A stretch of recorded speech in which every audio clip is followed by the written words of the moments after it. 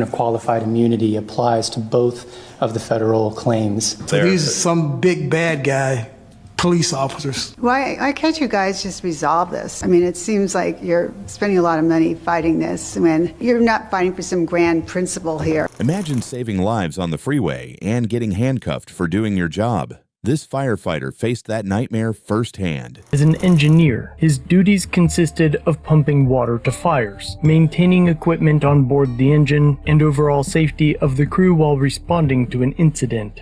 Okay, I don't have time for a cell phone. This is ridiculous. CHP is arresting Engineer Greguar for where he spotted the fire engine. A CHP officer handcuffs a Chula Vista firefighter on the scene of a crash. And tonight, we're hearing the reaction over the radio as the incident escalated. CHP will not give us information about who this officer is or if he's been reprimanded for cuffing a firefighter during a rollover accident in Chula Vista.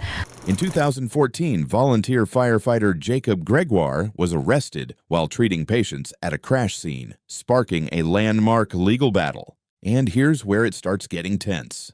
February 2014, Chula Vista, California. The 8805 near Telegraph Canyon Road was chaotic. Flashing lights, twisted metal, injured people everywhere. Jacob Greguar, a volunteer firefighter, was in the thick of it, running the engine, keeping water flowing, and making sure his team stayed safe. He didn't just stand there. He positioned his fire engine like a shield, blocking oncoming traffic, giving the ambulance and patients a safe buffer. But then a CHP officer, Sergio Flores, showed up and ordered them to move the truck and reopen the highway. Greguar hesitated. He knew moving the engine would put people at risk. He refused. Safety came first. And that's when everything spiraled. What would you have done in his shoes? Would you move the truck or hold your ground? You guys are treat us like this. We're on the road trying to help people. We asked you to clear the road and you said no, and you'd get arrested and start moving it. We're in the middle of patient care with patients on the freeway. They're putting him in handcuffs at this time and walking him away. He made all firefighters look good in that situation. He was there to protect the citizens,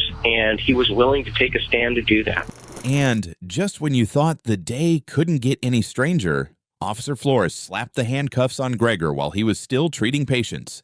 30 minutes trapped in the back of a cruiser with flashing lights still all around. And the chaos didn't pause. Over the radio, fellow firefighters couldn't hide their disbelief, voices cracking as they questioned why someone saving lives was being detained. CHP stayed silent, refusing to name Flores or mention any disciplinary action. Onlookers shook their heads. Everyone at the scene could feel how surreal it was. Someone risking their life, cuffed like a criminal for simply doing their job. I asked him, I said, well, are you prepared to take care of these two patients?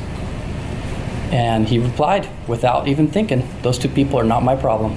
Inside the cruiser, Greguar felt humiliated, every second a reminder of the absurdity of the situation. He filed a lawsuit claiming wrongful arrest and excessive force, determined to stand for himself and future firefighters. Physically, he walked away mostly unscathed, just a sore shoulder from the handcuffs. But the story didn't end there. His attorney revealed Officer Flores had a past. A 2010 incident involving threats toward another firefighter. Suddenly, this wasn't just a bad day on the freeway. It was part of a pattern. Greguar's quiet courage turned into legal action, a fight for justice that no one at the scene would forget. I'm not going anywhere. Can you please just loosen the cuffs? Click. They got a little bit tired. Greguar says when he asked again, the officer laughed at him. And here's where it gets legally messy.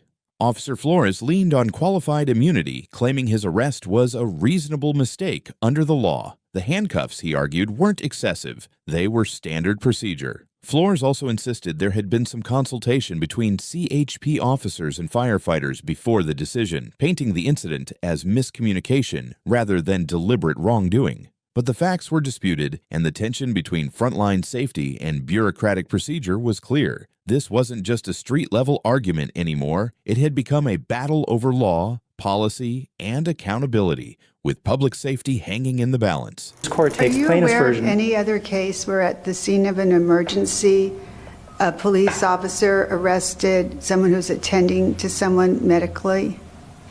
I'm not aware of a reported case.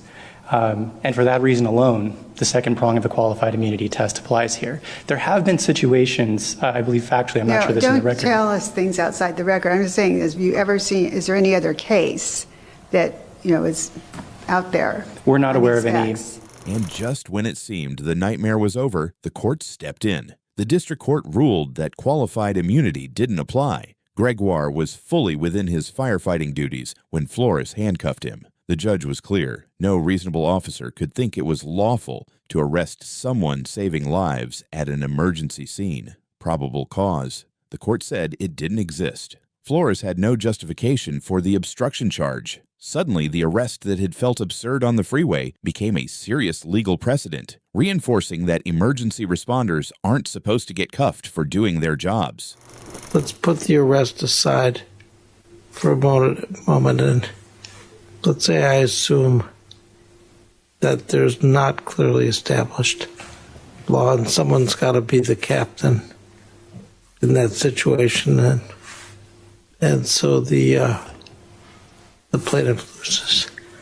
Still, how can it be justified on the excessive force claim for police to put like an EMT in handcuffs, which also were alleged to be two types of people? I mean, as I looked at this, it looked like an unusual case of two good guys getting in a dispute, a cop and an EMT. But if the dispute required an arrest, why did the police put the EMT Greguar? But wait, the story wasn't finished. CHP appealed to the Ninth Circuit, arguing competing priorities at the scene, safety versus patient care. They leaned on the qualified immunity test, claiming there was no clearly established law about arresting a firefighter on duty. The court examined whether the arrest was flagrantly unlawful, but noted that statutory ambiguity stopped them from making a definitive ruling. The defense also argued that handcuffing was standard, done without injury. The tension was palpable. Life-saving work colliding with legal technicalities, a question of rights versus protocol, leaving everyone watching wondering how far immunity protections should really stretch. There is no case on point on that. I think both sides will agree to that point. What our position is that the statutes themselves are clear and unambiguous in this particular fact pattern. Again, when you're looking at the facts as they are construed in most favorable terms to Mr. Greguar, because the statutes do require, they say shall consult, they require some level of consultation by the CHP or whoever's in charge with the emergency medical technicians before making some decisions that affect patient care. So there may be some gray areas out there where there was a consultation and there was some disagreement between the people about whether who gets priority, things of that sort. I can see there may be some circumstances, but I don't think this is one of them because there wasn't any consultation. So if you just look at the terms of the statutes themselves. And here's where Greguar's side hit hard. His team stressed that there had been no meaningful consultation with CHP officers before the arrest. Consultation wasn't just a buzzword. Officers didn't exchange advice, check in, or discuss safety before ordering Greguar to move the truck. Procedural issues piled on. The handcuffs were tightened unnecessarily even after Greguar asked them to loosen. This wasn't minor, it was potentially excessive force. The lawyers argued that safety, procedure, and common sense had been ignored. Greguar's case wasn't just about him. It became a statement on how frontline heroes should be treated when doing their jobs under pressure.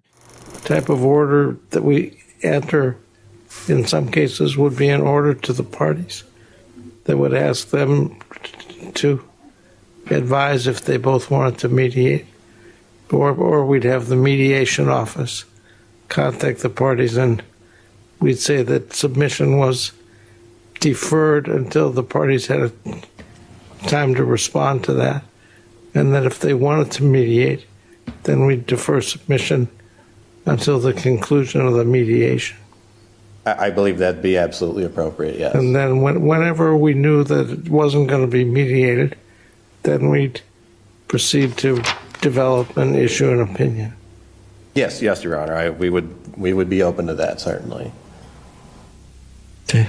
All right. Thank you very much, counsel. Thank you, Your Honors. Greguar versus CHP and Flores is submitted, and this session of the court is adjourned for today. And finally, the law spoke. California statutes required consultation before any action that could affect patient care, and Flores completely ignored that duty. The courts noted there wasn't a single prior case on point about arresting a firefighter mid-emergency, making this one of those rare moments where the law had to catch up with reality. Both the district court and the Ninth Circuit agreed. No reasonable officer could have thought handcuffing Greguar was lawful. In the end, CHP settled with Greguar for an undisclosed amount, covering Flores and closing years of tense litigation. For Greguar, it wasn't just money, it was vindication, a formal acknowledgement that he did his job while others tried to penalize him. HP will not give us information about who this officer is or if he's been reprimanded for cuffing a firefighter during a rollover accident in Chula Vista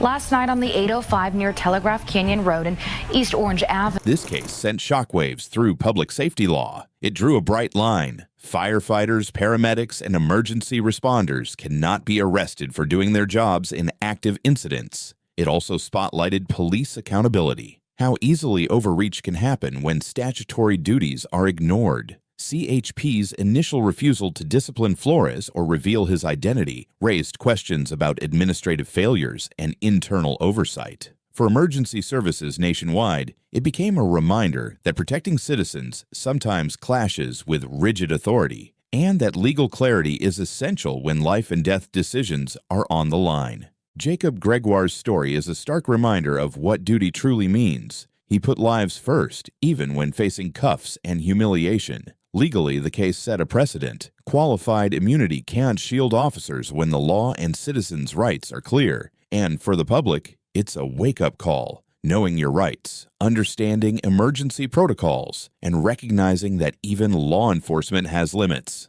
Sometimes doing the right thing is not just courageous, it's protected. Jacob Greguar's courage ensured public safety and set a legal precedent against overreach. Police cannot arrest firefighters performing emergency duties. CHP settled, but the case reminds us to stay vigilant and hold law enforcement accountable. Share your thoughts or experiences in the comments and check out more stories linked here.